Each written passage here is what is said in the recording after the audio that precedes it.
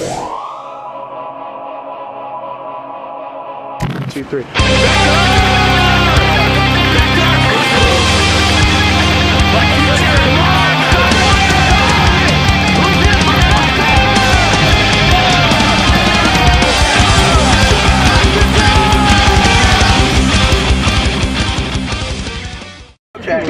Hey everyone, I'm Christian with SDMETAL, and we're here with the almighty Vektor. You guys want to come around and introduce yourselves? Tell me what's with your name and what you play.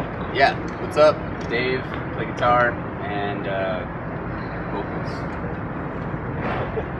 I'm Frank, I play bass. I'm Eric, I do guitar. Cool. Now, correct me if I'm wrong, but I believe the last time you guys were in California was for the Sci-Fi show, right? Yeah, correct. How does it feel to be back? Great, we love LA. Cool. It's our second home. Yeah, it really is. Awesome. And it's your first time at the Whisky, right? So this is a little bit of Vektor history right here. Yes. So Yeah. happy to be a part of that.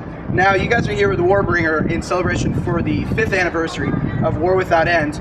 You guys have been traveling on the road from them, starting with NorCal, coming all the way down here. Can you tell us any crazy stories or silly stories that you've had with the band or with yourselves so far on tour? Well, yeah, me and Cable kind of constantly have like who can scream better in matches.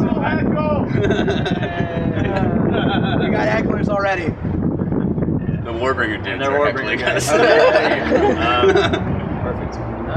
Well, there's a crazy tour story right there. Yeah, I like that. Heckled by Warbringer just now. Jeff Potts. That's a crazy story. Yeah, last night he was in a pretty scary car wreck, a little bit. Very scary car wreck. Okay. Now, Frank, do you put butter on your bass fretboard before a show? Yes. Okay. Okay. Just wanted to clear that out. Is it butter or margarine? No, it's butter. That's like real shit.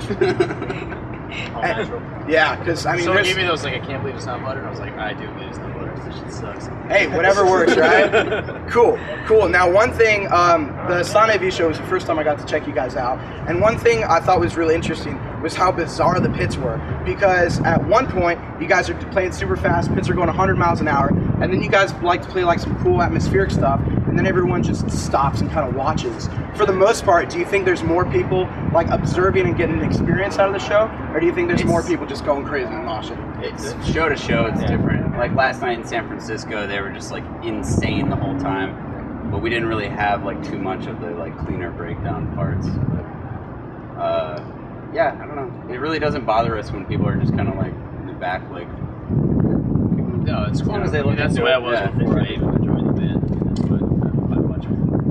Yeah, I kind of had the same experience because you guys went on after Bonded, and I was like, okay, like let's give it a shot, and I just like I couldn't move. Like, I just stopped like watching. It was great until you guys did like the wall of death, and I'm like, all right, time to start. Time to go. I'm start moving.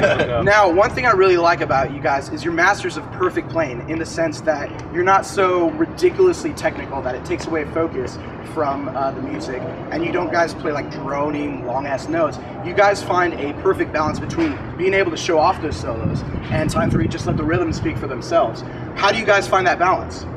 I don't know. Just in the songwriting. Yeah, I mean, This guy is. I'm like more riff oriented than like just showing off how good you are. That's not interesting to me at all. So just try to write good riffs and Just make it solid. make it an interesting song. Like if people play too technical, my brain just can't process it. So. Yeah, definitely, definitely. Now, one thing I've noticed about your music when I listen to it is that there's certain parts of the solos, certain parts of the music, where it kind of sort of does a way of materializing what you guys are singing about. And there's like certain solos that I hear where it's like, it sounds like there's fucking stars. And I can like picture like universes and galaxies, and there's certain times where you guys are playing like so precise, like especially with your bass, that it kind of reminds me of like a Doppler kind of moving along on a screen. How do you guys manage to do that? Is it something natural, or do you guys kind of try to reflect that? Just kind of click well with each other. We've all known each other for a long time, played together for a long time. It's just been a good match. Had a lot of late night spatial discussions. Just kind of, I don't know. Just kind of like. Does that have anything to do with your location being based in Arizona originally? I don't know. It's just kind of a bunch of things, like being into like sci-fi films. I lived in Durango, Colorado for a while, and like the stars there were insane. Like you could literally see like the spiral arm of the Milky Way galaxy going across, and that was pretty inspiring to write too. I would agree.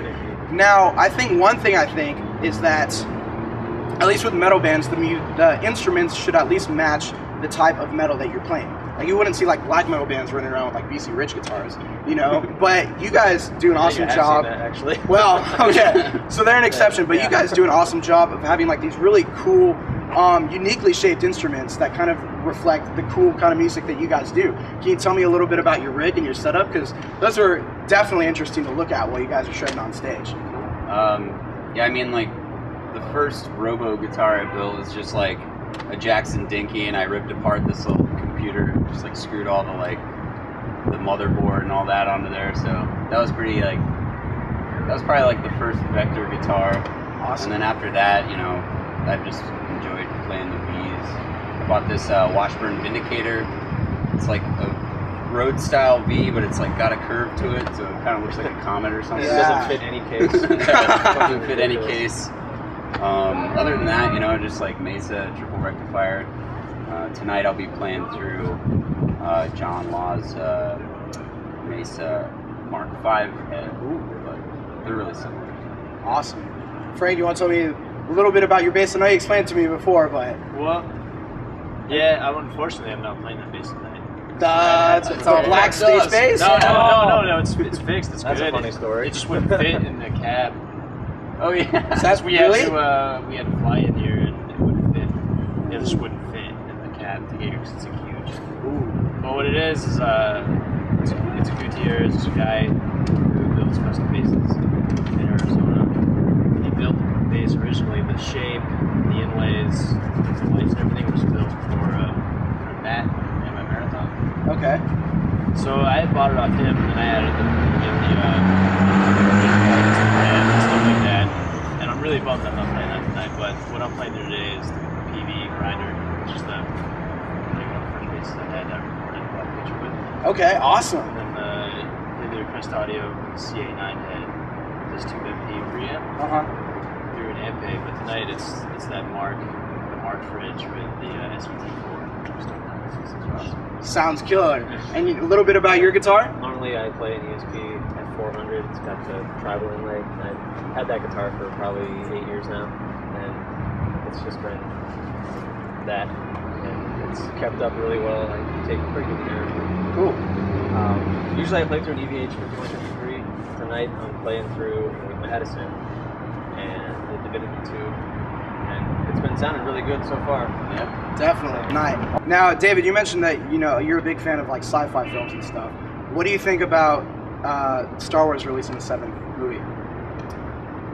I don't know, man. Let's see how it goes. Yeah, It's iffy. yeah, it's kind of J.J. Abrams, so definitely. So explosions everywhere. Well, he did great with Star Trek. So. Yeah, but yeah, it's kind of like a bittersweet thing because you're like, fuck yeah, new Star Wars, but it's like 7. It's such a weird number. I'm like, stoked that there's like they're expanding more on the the universe of it, but they're accelerating the universe.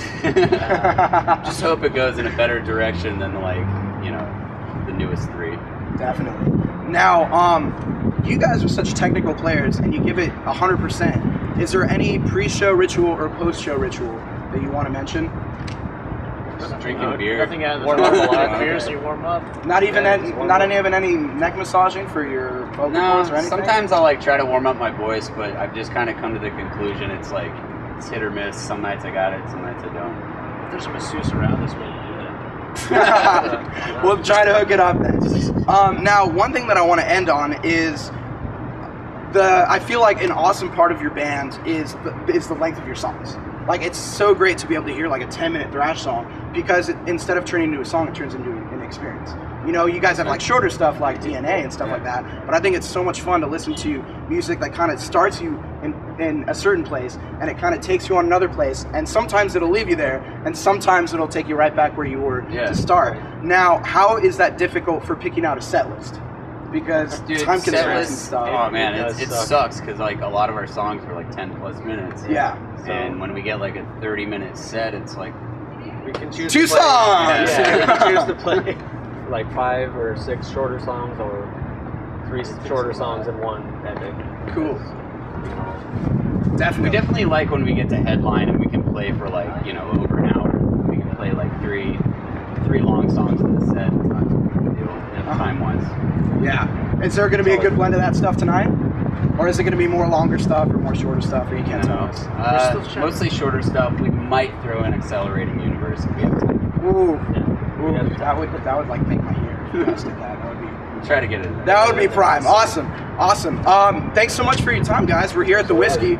First time having Vektor at the Whisky. Let's throw it down and show you guys a good time. For it. Warbringer!